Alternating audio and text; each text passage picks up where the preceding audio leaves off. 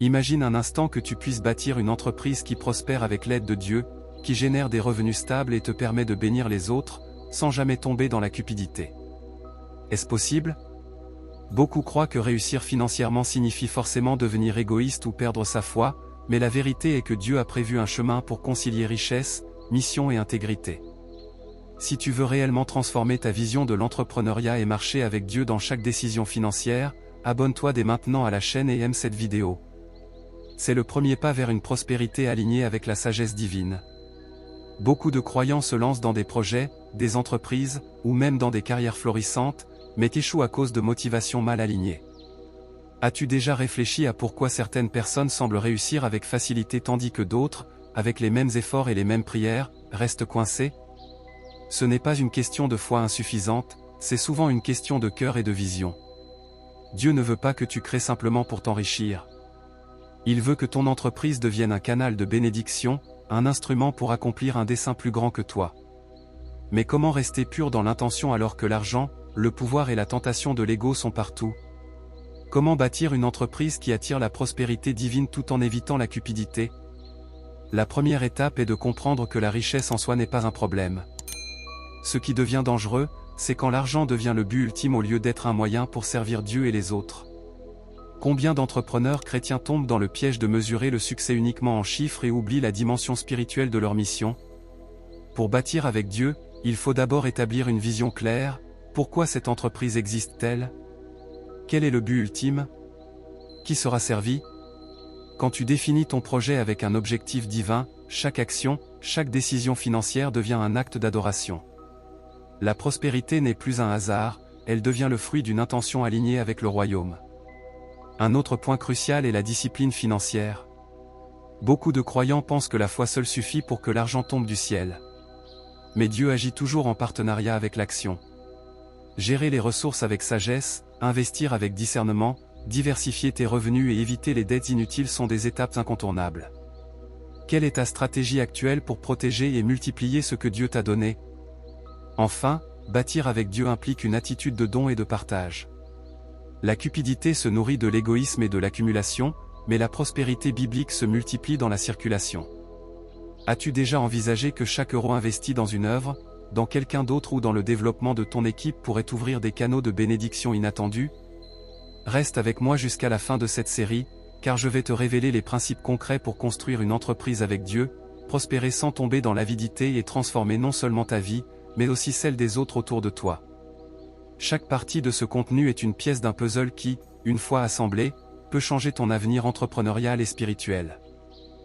Maintenant que nous avons posé les bases, il est temps de plonger plus profondément dans ce que signifie réellement bâtir une entreprise avec Dieu. Beaucoup pensent que suivre les principes bibliques dans le business se limite à prier avant chaque décision. Mais la vérité est que la prospérité divine exige bien plus, un cœur aligné, des actions concrètes et une vision claire. La première erreur fréquente est de confondre ambition et cupidité. As-tu déjà ressenti ce désir brûlant de réussir et de gagner plus, mais sans savoir comment rester intègre? Cette flamme peut être un don de Dieu si elle est dirigée vers un objectif juste, ou elle peut se transformer en désir destructeur si elle est guidée par l'égoïsme. La question clé est, ton entreprise existe-t-elle pour toi ou pour Dieu? Une autre vérité cruciale est que bâtir avec Dieu demande de la patience. Beaucoup abandonnent trop tôt, frustrés par le manque de résultats immédiats. Mais l'entrepreneuriat biblique n'est pas une course pour accumuler rapidement de l'argent. C'est un processus de croissance, de test de caractère et de fidélité. As-tu déjà réfléchi à la différence entre précipitation et progression divine? L'organisation et la planification sont essentielles. Une entreprise sans structure ni stratégie est une maison sur le sable. Dieu ne bénit pas le chaos, il bénit l'ordre et la sagesse appliquée. As-tu un plan clair pour tes finances, tes investissements et tes projets? Chaque euro, chaque minute, chaque ressource doit être utilisée avec intention et discernement. La diversification est également un principe biblique. Dépendre d'une seule source de revenus ou d'une seule activité est dangereux. L'histoire regorge de personnes qui ont perdu tout ce qu'elles avaient en se reposant uniquement sur un emploi ou une seule entreprise. La sagesse divine recommande de multiplier les sources de provision pour créer un flux solide et stable. Maintenir l'humilité est non négociable. Quand le succès arrive, beaucoup sont tentés de glorifier leur propre intelligence ou leur talent. Mais une entreprise bâtie avec Dieu doit rester un outil pour servir, pas un trophée pour l'ego. Comment peux-tu t'assurer que chaque victoire reste un témoignage de Dieu et non de toi? Le don et la générosité sont les leviers invisibles de la prospérité. Quand tu investis dans la vie des autres, que ce soit par le mentorat, le soutien à une cause, ou simplement en partageant tes ressources, tu alignes ton entreprise avec les principes divins de circulation de la bénédiction. As-tu déjà mesuré combien donner pourrait t'ouvrir des portes insoupçonnées? Un autre aspect fondamental est de protéger ton cœur contre l'influence du monde. Les valeurs dominantes dans l'entrepreneuriat actuel glorifient souvent le profit au détriment des personnes. Mais la richesse biblique n'est pas un objectif en soi, elle est un moyen de bénir et de créer un impact durable. Quelle priorité mets-tu dans tes décisions, le gain rapide ou le bien commun? Enfin, la prière et la sagesse doivent marcher main dans la main avec l'action. Beaucoup attendent un miracle, mais le miracle arrive toujours en partenariat avec l'effort. As-tu déjà pris une décision stratégique ou investi dans un projet avec foi et planification? L'obéissance active est ce qui ouvre les canaux de bénédiction dans le business. Dans cette partie, nous avons exploré comment l'alignement du cœur, la patience, l'organisation, la diversification, l'humilité et la générosité sont essentiels pour bâtir une entreprise avec Dieu. La prochaine étape sera de détailler les pièges concrets et les erreurs fréquentes que beaucoup de croyants commettent et qui bloquent la bénédiction, même lorsqu'ils essaient de suivre les principes divins.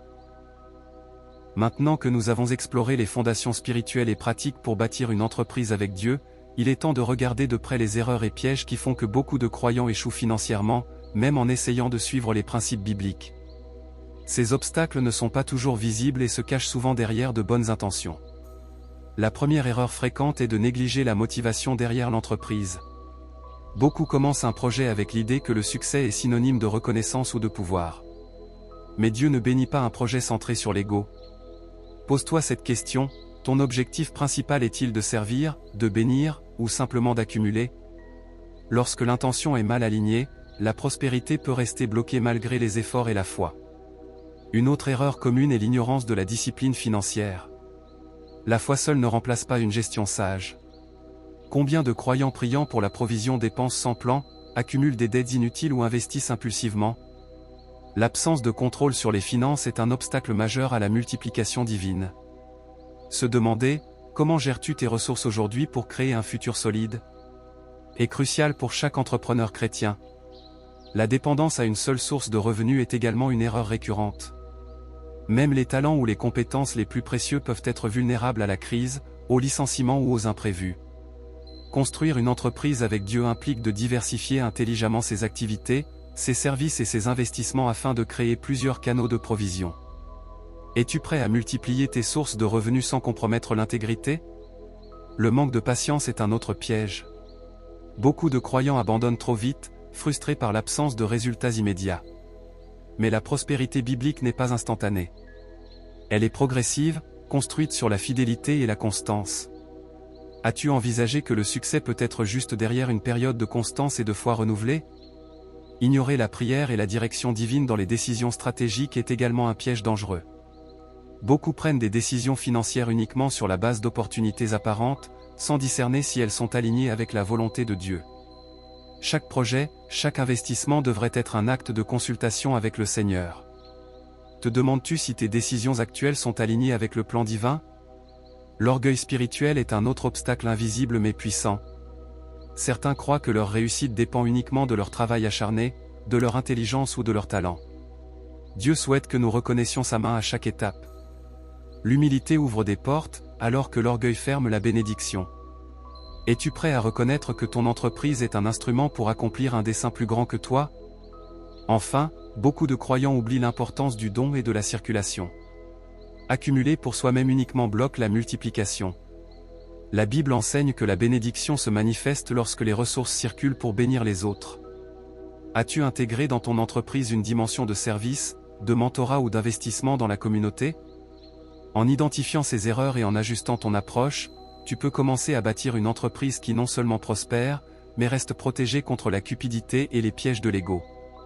La clé est l'équilibre, aligner le cœur avec Dieu, appliquer la discipline, diversifier les revenus, rester patient et généreux. Cette partie te prépare à comprendre les principes spécifiques pour structurer ton entreprise de manière à ce qu'elle reste bénie et durable. La suite nous montrera comment mettre en pratique ces principes de façon concrète, avec des stratégies et des habitudes que chaque entrepreneur chrétien peut suivre pour prospérer sans compromettre ses valeurs.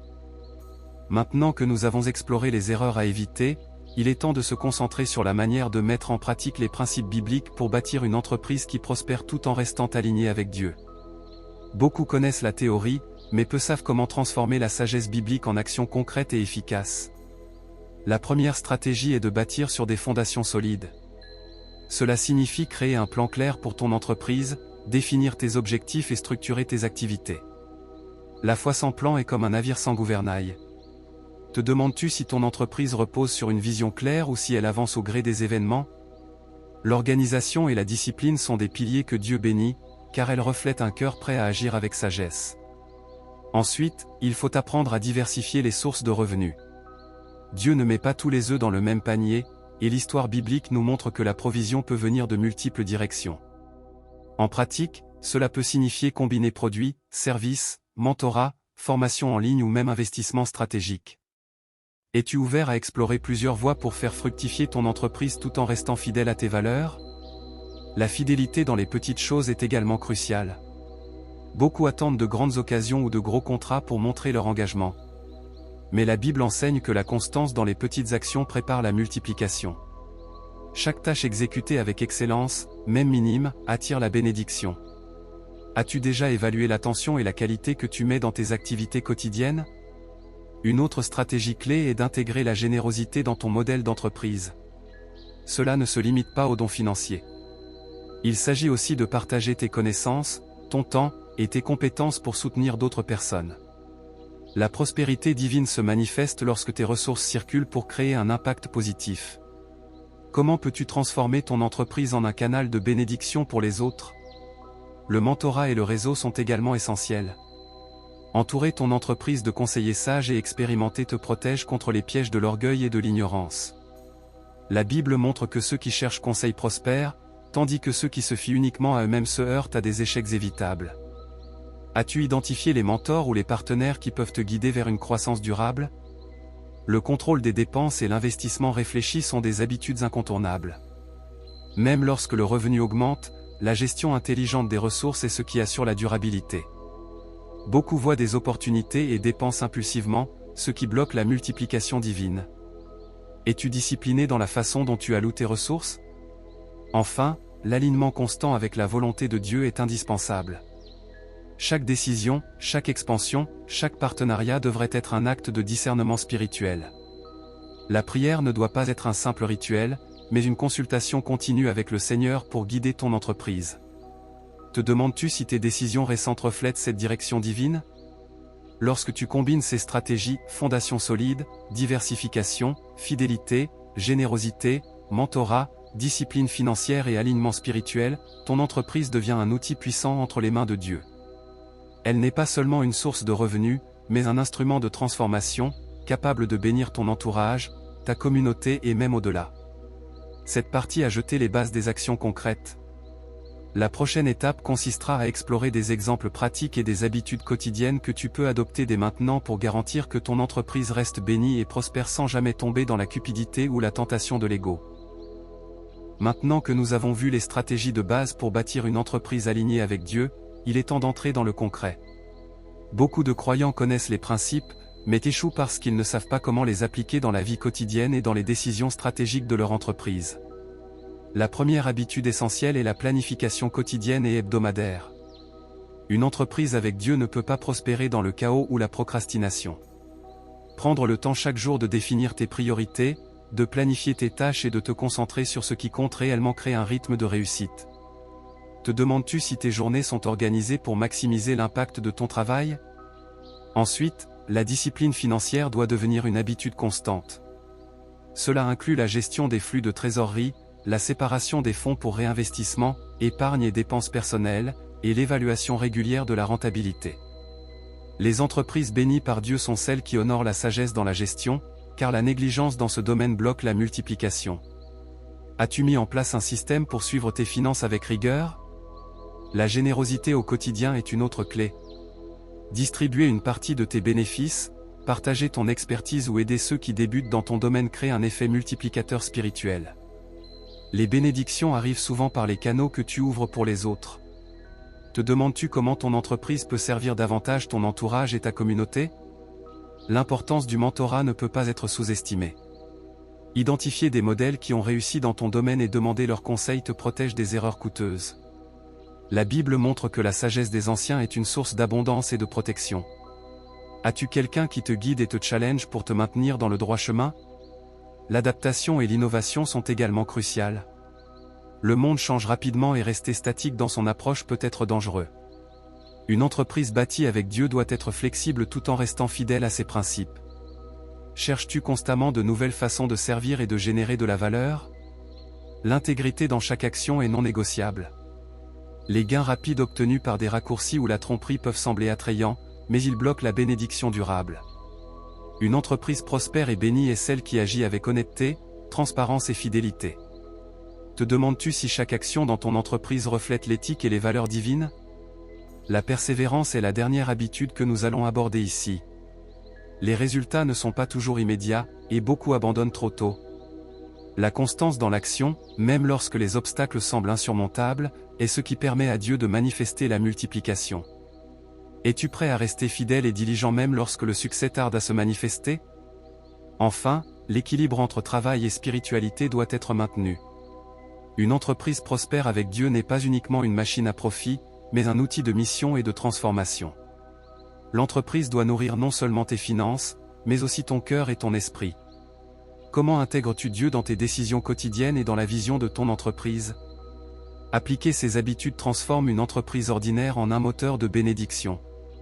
Chaque geste, chaque décision, chaque investissement, lorsqu'il est fait avec foi et alignement, devient un levier pour la prospérité durable. La clé est la constance, l'intention et la discipline combinées à un cœur orienté vers Dieu. Nous arrivons maintenant à la partie cruciale, comment maintenir une entreprise prospère sur le long terme tout en restant aligné avec Dieu et en évitant les pièges de la cupidité.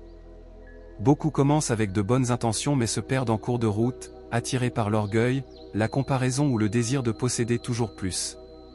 Le premier point essentiel est de garder un cœur d'humilité. La prospérité ne doit jamais devenir une fin en soi. Il ne s'agit pas de montrer ce que l'on a ou de rivaliser avec les autres, mais de servir, de bénir et de créer de la valeur. Pose-toi cette question, est-ce que je travaille pour mon ego ou pour Dieu? Ensuite, il est fondamental de réévaluer régulièrement tes motivations. L'argent peut devenir un piège subtil, transformant la mission de ton entreprise en simple recherche de profit. Prends le temps d'examiner tes intentions, pourquoi ce projet existe-t-il? Qui bénit-il? Où vais-je avec cette croissance? Ces questions permettent de rester aligné avec la volonté divine et de ne pas succomber à la cupidité. La multiplication durable vient de la réinvestissement réfléchi. Réinjecter dans ton entreprise, soutenir les autres ou investir dans de nouveaux projets est une manière d'honorer Dieu et d'activer la bénédiction. Es-tu prêt à utiliser tes ressources pour créer un impact plutôt que pour accumuler seulement? Maintenir une discipline spirituelle constante est également indispensable.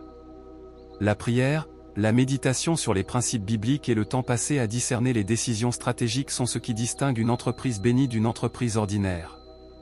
Te demandes-tu si tu consultes Dieu dans chaque étape importante de ton entreprise? L'entourage joue aussi un rôle déterminant. S'entourer de personnes qui partagent les mêmes valeurs et qui sont capables de t'apporter un regard honnête et des conseils sages est une protection contre l'orgueil et les décisions impulsives. As-tu créé un cercle de confiance qui t'encourage et te corrige? La gestion du succès est un autre aspect clé. Beaucoup de croyants échouent parce qu'ils ne savent pas gérer l'abondance. Ils dépensent sans vision, se laissent séduire par la vanité ou perdent le focus. Une entreprise bénie exige que chaque gain soit réfléchi, utilisé avec sagesse et pour servir une mission plus grande. Te demandes-tu si tes décisions financières sont guidées par la stratégie et la foi, ou par le plaisir et l'urgence? Enfin, la transmission et l'héritage sont l'objectif ultime. Une entreprise bâtie avec Dieu ne sert pas uniquement ton présent, elle crée un impact durable pour ta famille, ta communauté et même les générations futures. Quelles actions prends-tu aujourd'hui pour t'assurer que ce que tu construis ne disparaisse pas avec toi? Lorsque toutes ces pratiques sont mises en place, humilité, évaluation des motivations, réinvestissement réfléchi, discipline spirituelle, entourage sage, gestion du succès et vision d'héritage, ton entreprise devient un véritable canal de bénédiction. Tu ne travailles plus simplement pour gagner de l'argent, mais pour manifester la prospérité divine dans ta vie et autour de toi. C'est la beauté d'une entreprise bâtie avec Dieu, elle unit la foi et l'action, la vision et la discipline, la mission et le profit.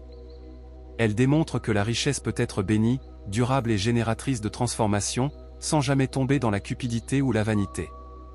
Souviens-toi que le succès n'est pas uniquement mesuré par le revenu ou la taille de l'entreprise, mais par l'impact que tu crées et la fidélité avec laquelle tu avances dans le plan de Dieu.